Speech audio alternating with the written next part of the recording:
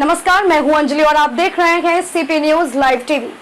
तो चलिए शुरुआत करते हैं आज की प्रमुख खबर से।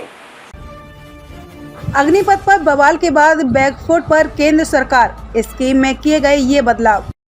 रक्षा मंत्री राजनाथ सिंह ने जब 14 जून को अग्निपथ स्कीम का ऐलान किया तो सरकार को भी अंदाजा नहीं था कि उसे इस कदर विरोध झेलना पड़ेगा।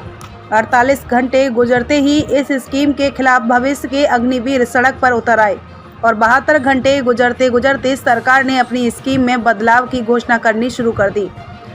अग्निवीरों के लिए रक्षा गृह मंत्रालय ने की आरक्षण की घोषणा। NIOS देगा 12वीं का सर्टिफिकेट, ऊपरी आयु सीमा में भी छूट। अग्निपथ स्कीम की लॉन्चिंग 14 जून को केंद्र सरकार ने बड़े उत्साह के साथ की।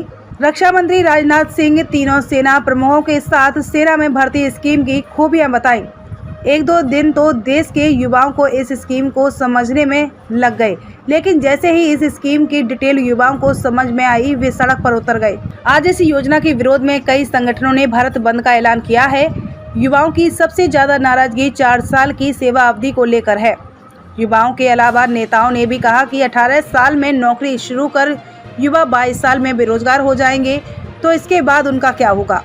16, 17 और 18 जून को इस योजना का इतना भयानक विरोध हुआ कि सरकार बैकफुट पर आ गई। इसके बाद सरकार ने इस योजना में एक के बाद एक कई बदलाव किए और प्रदर्शनकारी छात्रों का गुस्सा शांत करने की कोशिश की। भविष्य के अग्निवीरों की सबसे ज्यादा नाराजगी इस बात को लेकर थी कि हर साल अग्निपथ स्कीम से बाहर होने वाले 75% कैडर का क्या होगा। केंद्र सरकार ने इसका हल निकालने की कोशिश की।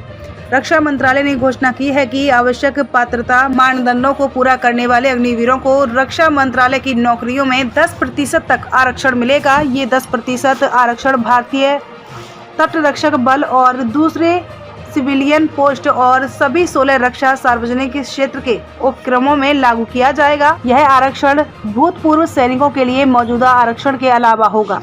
इससे पहले 18 जून शनिवार को गृह मंत्रालय ने अग्निवीरों के लिए एक और ऐलान किया था। गृह मंत्रालय ने कहा कि जब अग्निवीर 4 साल की सेवा के बाद बाहर आते हैं तो उनके लिए केंद्रीय सशस्त्र पुलिस बल और असम राइफल्स की नौकरियों में उन्हें 10% आरक्षण दिया जाएगा।